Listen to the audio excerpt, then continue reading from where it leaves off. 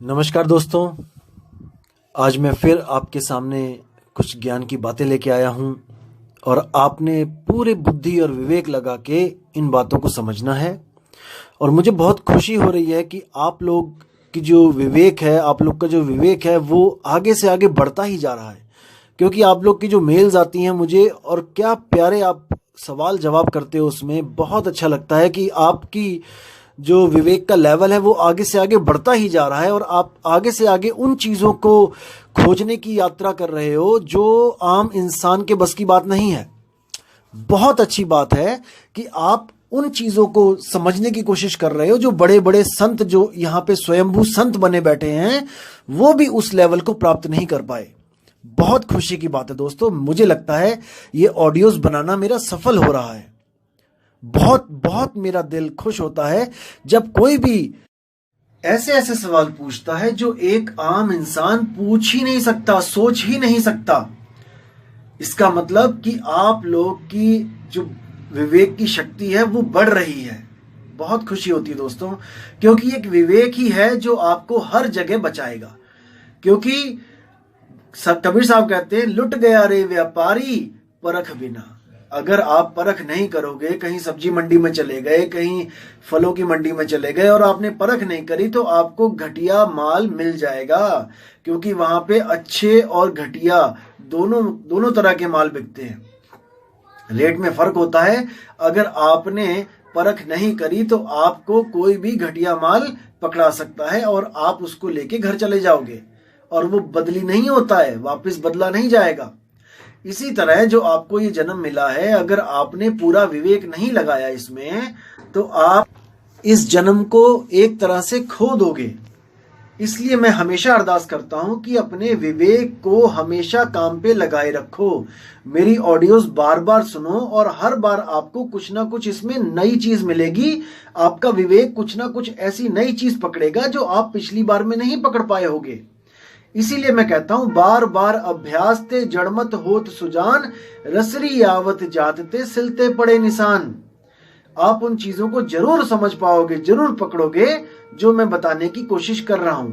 और मैं लंबी वीडियोस ऑडियोज नहीं इसलिए बनाता हूं क्योंकि ज्यादा देर बंदा कंसंट्रेट नहीं कर पाता किसी एक चीज पे। इसलिए 10 मिनट, 15 मिनट, हद 20 मिनट। तो दोस्तों, आज जो मैं आपको कुछ बताना चाहता हूं वो है संत की निंदा।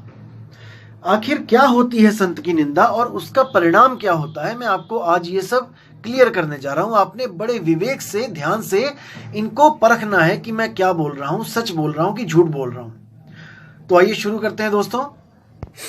आपने एक वाणी सुनी होगी, जो कोई निंदे संत को संकट ताको होई, नरक जाए जन्मे मरे मुक्ति कभू ना होई। आपने ये वाणी है, ये कबीर साहब की वाणी है। आपको ऐसा भी सुनने में आएगा, कई स्वयंभू संत जो बन के बैठे हुए हैं यहाँ पे, वो आपको ऐसे भी भ्रमित कर सकते हैं कि ये वाणी संत की नहीं है, यानी कबीर साहब की वाणी ही नहीं है। कबीर साहब ऐसा कभी बोल ही नहीं सकते।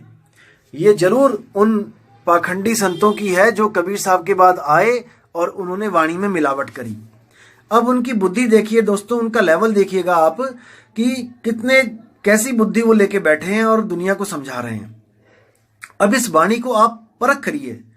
आप बिल्कुल परख करना इस वाणी को, ये वाणी कहना क्या चाहती है, और इसके बाद विवेक लगाना कि ये सत्य है, ये झूठ है। और कई तो ऐसे आपको लोग मिलेंगे जो आपको कह देंगे कि अगर संत की निंदा करने से अगर नरक मिलता है, बार बार मरना जन्मना पड़ता है, तो वो सर्क तो सांप और बिच्छू के समान है। अब बुद्धि देखिए दोस्तों उनकी। मतलब कि हैरानी भी होती है कई बार कि ऐसे ऐसे लोग अपने आप को संत घोषित कर चुके हैं स्वयंभू, जो इन वाणियों तक को नहीं समझ पाए।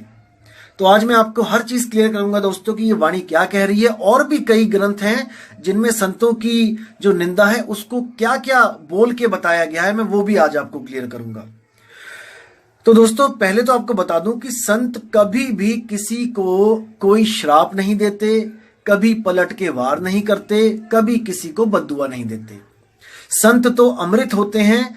अमृत को आप चाहे उसमें आप डंडे मारो, किसी अमृत की बोतल को चाहे आप उसको आग पे चढ़ा दो, चाहे आप उसको कितनी गालियां दो, लेकिन अगर आप उसको पियोगे तो आपको अमृत ही मिलेगा, क्योंकि अमृत का मतलब केवल अमृत है, विष कदापि नहीं। ये तो आप गांठ बांध लो, पक्की बात है। तो अब सजा कैसे मिलेगी उसको जो बार बार जन्मे मरे, मुक्ति कभी ना होए? कौन देगा उनको सजा? जब संत ने तो सजा देनी नहीं है, संत तो परमात्मा का रूप है, वो तो कभी आपको सजा दे ही नहीं सकता, किसी को भी नहीं दे सकता। यहां तक कि देखो आप, मीराबाई को जहर पिलाया गया, सुकरात को जहर पिलाया गया, और संतों को कितनी यातनाएं दी गई, लेकिन संतों ने कभी भी किसी को कोई बद्दुआ नहीं दी, कोई पलटवार नहीं किया। तो कौन है आखिर वो जो संतों की निंदा करने वाले को नरकों में डालेगा, बार बार जन्माए और मरवाएगा? आइए विचार करते हैं दोस्तों। जैसे आपने किसी शादी पार्टी में कहीं पे गए, आप भोजन खाने गए, और वहां पर क्या हुआ कि किसी ने गलती से उसमें कोई ऐसी चीज मिला दी जिससे वो विष हो गया, वो उसमें जहर मिल गया। मान के चलो कि कोई सांप गिर गया या कोई छिपकली गिर गई उसी भोजन में, और वो बहुत ज्यादा उसमें जहर हो गया। लेकिन आपने और कई लोगों ने उस भोजन को खा लिया। अब जैसे ही उसको खाया तो कुछ समय के बाद वो असर करना शुरू करेगा। जैसे मान के चलो कि 5 घंटे बाद असर उसका शुरू होगा जहर का, और 1 घंटे के अंदर मौत हो जाएगी, यानी 6 घंटे में बंदा मर जाएगा। तो जैसे ही हलवाई को पता लगा कि अरे गलती से इसमें कोई चीज गिर गई है जिससे ये सारा भोजन विषैला हो गया है, तो उसने क्या किया, उसने डॉक्टर को फोन किया। उसने डॉक्टर को फोन किया कि डॉक्टर साहब, यहाँ पे कई लोगों ने ऐसे ऐसे गलत खाना खा लिया है, इनको प्लीज आपके इलाज की बहुत जरूरत है। डॉक्टर वहां पे अपना अटैची लेके आ गया और उसमें दवाइयां वो देने लगा लोगों को। जो समझ गया था कि हमने गलत जहर खा लिया, हमने गलत भोजन खा लिया, वो तो उसको दवाई को लेने में कोई हिचकिचाहट नहीं करी और बड़े आराम से दवाई भी खाई और उसके पैरों में भी पड़े कि डॉक्टर साहब आपने हमारी जान बचा ली। लेकिन उनमें कुछ लोग ऐसे थे जो अहंकारी टाइप में थे, जो बहुत बड़े अहंकारी थे कि जो हमें पता है वो किसी को नहीं पता। उन लोग ने क्या कहा कि मुझे तो कुछ नहीं हो रहा है, मैंने तो ऐसा कुछ नहीं खाया है, क्योंकि असर तो 5 घंटे में होगा, तो अभी 1-2 घंटा हुआ है, तो इसलिए वो सोचते हैं कि हमें तो कुछ नहीं हो रहा है, दुनिया पागल है जो दवाई खा रही है, ऐसा कुछ नहीं हुआ है। तो वो, क्योंकि वो लोग किसी पे विश्वास नहीं करते हैं, वो अपने ही अहंकार में चूर रहते हैं, तो वो लोग उस डॉक्टर को गालियां देने लगे कि ये देखो, ये अपने पैसे बनाने के चक्कर में ये ऐसे कर रहा है, ये दवाइयां बांट रहा है लोगों को, ये पैसों का भूखा है, ये लूटना चाहता है। जैसे आजकल मान्यता है लोगों की कि संत जो होते हैं वो सब पैसे लूटने के लिए वो संत बने होते हैं, लोगों को लूटने के लिए, लोगों को मूर्ख बनाने के लिए लोग संत बन जाते हैं। जैसा आजकल चलन है, प्रचलन है, जैसे आजकल संत पकड़े भी जा रहे हैं, उनको संत भी नहीं कहना चाहिए, क्योंकि जो गलत काम करेगा वो संत क्यों है, वो संत के वेशभूषा में चोर है। जैसे कबीर साहब ने बोला है, जंगल ना होते तो मोर कहाँ छुपते, और संत ना होते तो चोर कहाँ छुपते। अगर संत ना होते तो चोर कहाँ छुपते। अरे एक संतों की तो ऐसी भेष है, जो एक चोर भी ग्रहण कर ले तो उसको भी माथा टेक के दुनिया निकल जाती है आगे। तो इसी तरह हमने परख भी करनी है कि कौन संत है और कौन असंत है। ऐसा नहीं है कि जिसने चोला पहन लिया वो संत ही है। तो यहां पर उस डॉक्टर को कुछ लोगों ने गालियां भी दी, अपनी अपनी बुद्धि के हिसाब से। जिनके पास विवेक था उनको पता लग चुका था कि जो हमें बीमारी लग गई है, जो हमने गलत खाना खा लिया है, जिसके कारण हमारी मौत होने वाली है, अगर हम इसकी शरण में गए तो हम उससे बच जाएंगे। और जो लोग कहते कि हम किसी की शरण में नहीं जाएंगे, ये डॉक्टर तो पैसे कमाने के लिए आया यहाँ पे, तो वो लोग का क्या हाल होगा, जहर ही उनको मारेगा, डॉक्टर नहीं मारेगा। डॉक्टर तो दवाई लेके आया है। दोस्तों इस बात को समझना है, डॉक्टर दवाई लेके आया है, डॉक्टर को दवाई ही देनी है सबको, चाहे वो अच्छा बंदा हो चाहे बुरा हो, चाहे वो कैसा भी हो। लेकिन जो डॉक्टर को दवाई लेने से ही मना कर रहे हैं, जो डॉक्टर की दवाई लेने से मना कर रहे हैं, उनको मारने वाला कोई और है, डॉक्टर नहीं मारेगा। वो कौन है, वो है जहर। वो जहर ही उनको मारेगा। इसीलिए एक विवेकी बंदा क्या कहता है कि संत का निंदक जो है वो जन्मेगा मरेगा। कहने का मतलब जो डॉक्टर की निंदा करेगा, वो निंदा करने का मतलब है कि उसके दवाई को ग्रहण नहीं करेगा। निंदा करने का यही मतलब है। जब आप उसकी निंदा ही कर रहे हो तो आप उसके कहे रास्ते पे कैसे चल सकते हो। इसका मतलब ये नहीं है कि डॉक्टर आपको जहर देगा तब आप मरोगे। जहर तो आपने स्वयं ही ले रखा है। अगर वाणी बोल रही है कि संत के निंदक को बार बार नरक और बार बार जन्म मरण में फंसना पड़ेगा, मुक्ति कभी ना होए, तो केवल संत का निंदक ही थोड़ी नहीं है ऐसा। जो लोग संतों की शरण में नहीं जा रहे हैं, जैसे जो लोग वैसे ही मरी जा रहे हैं बिना संत को गाली दिए, क्या वो नहीं नरकों में जा रहे हैं? क्या वो नहीं जन्म मरण में फंसे हुए हैं? भाई बुद्धि लगाओ, विवेक लगाओ। हर बंदा जन्म मरण में फंसा है, चाहे संत को गाली दे चाहे ना दे। बच वही सकता है जो संत की शरण में चला जाए। वाणी ये बोल रही है उसको। और वाणी ने ऐसा क्यों बोला है? क्योंकि केवल संत ही है जो आपको इस जन्म मरण से निकाल सकता है, वरना तो सारे फंसे ही फंसे हैं। ये कुत्ते बिल्ली हाथी घोड़े ही वही लोग हैं जो इंसान चोला प्राप्त करने के बाद जिन्होंने विवेक नहीं किया और आज वो अलग अलग जूनों में जन्म और मर रहे हैं। वो नरकों में पड़े हैं। नरक क्या है? नाली नरक है, गटर नरक है। उसी में जाके नरकों में खाना खा रहे हैं। जो हम लोग विष्ठा करते हैं वही वो खाते हैं। तो यही वो नरक है। और नरक क्या है? गधा लगा लो, घोड़ा लगा लो, 24 घंटे चाबुक पड़ रहा है पीठ पे। हम लोग के कोई डंडा मारे हम तो हाथ से रगड़ के थोड़े शांत भी हो जाते हैं। उसकी पीठ पे रगड़ने वाला कौन है? वो बेचारा खाल इधर उधर करता रहता है। हाथ पैर तो उसके लग नहीं सकते वहां पे, वो उसको मल नहीं सकता जहां पे डंडा पड़ा है। तो वो नरक है। वो रोता रहता है, पीछे डंडे पड़ते रहते हैं, आगे वो रोता रहता है। अगर हम लोग ने विवेक नहीं किया, हम लोग संत की शरण में नहीं गए, तो हमारे साथ भी यही होगा। ये कोई डराने वाली बात नहीं है। मैं किसी को डरा नहीं रहा हूं। जो कई लोग कहते हैं कि डरा के भक्ति करवाई जाती है, भैया मत डरो, लेकिन सामने जो दिख रहा है उस पर यकीन तो करो। क्या गधों के साथ परमात्मा की कोई दुश्मनी थी जो उनको केवल गधा बनाया? या कुत्तों के साथ कोई दुश्मनी थी उनको कुत्ता बनाया? सब अपने कर्मों के हिसाब से शरीर को धारण करते हैं। तो इन बातों को समझना है, इस पे विचार करना है। संत का निंदक कौन होता है? जो कभी भी गुरु धारण नहीं करता है और वो बार बार नरकों में जाएगा, बार बार जन्म मरण उसको होगा। इसका मतलब ये नहीं कि संत उसको मार रहे हैं, बिल्कुल नहीं। उसको उसी के कर्म मार रहे हैं, क्योंकि संत कर्म बदलता है। संत कभी आपको ऐसा नहीं कहेगा, कोई चमत्कार कर देगा कि आप यहां से सतलोक पहुंच गए, यहां से कहीं और पहुंच गए। संत आपके कर्म बदलता है। आप मीट खाते हो, संत मीट छुड़वाता है। आप शराब पीते हो, संत शराब छुड़वाता है। आप मछली अंडे खाते हो, संत मछली अंडे छुड़वाता है। अगर आप व्यभिचार करते हो, संत व्यभिचार छुड़वाता है। तो जब आपने सारे बुरे कर्म छोड़ दिए हैं और पुराने जो कर्म किए हैं उसके लिए आप भक्ति कर रहे हो, अपने निज स्वरूप को प्राप्त कर रहे हो, तो आपका लेखा जोखा खत्म हो जाता है। सिंपल सी बात है। अब जैसे हम लोग मूर्ख बोल देते हैं, तो मूर्ख कोई गाली नहीं होती भाई, फिर से समझ लो। मूर्ख, मूर्ख का मतलब क्या होता है? जो मुंह में आई बात को बिना सोचे समझे 10 लोगों के सामने रख देता है। मुंह रख, जो विवेक नहीं लगाता, बुद्धि नहीं लगाता कि मैं क्या कहने जा रहा हूं। जैसे कई मूर्ख संतों की बाणियां पढ़ते हैं, वो समझ नहीं पाते और उसका उल्टा अर्थ 10 लोगों के सामने रख देते हैं। उसको मैं मूर्ख कहता हूं। मैं कोई बहुत बड़ा ज्ञानी नहीं हूं जो मैं अपने आप को ज्ञानी बोलूं और किसी और को मूर्ख बोलूं, नहीं। मैं मूर्ख केवल उन लोग को बोलता हूं जो बिना सोचे समझे किसी को भी गलत सिद्ध करने में लग जाते हैं।